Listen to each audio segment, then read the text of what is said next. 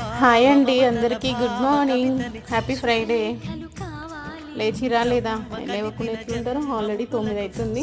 ఇంతకీ టిఫిన్లు ఏం చేసిరు? నేనైతే దోశ పిండి ఉంది, ఇంకా దోశ పిండితోనే అట్టే ఇస్తున్నా.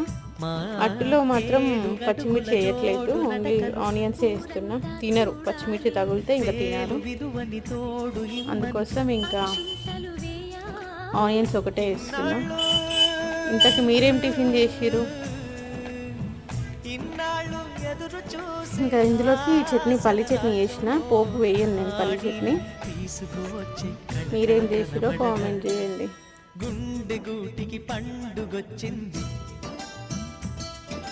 పండు వెన్నెల పంచుతుంది,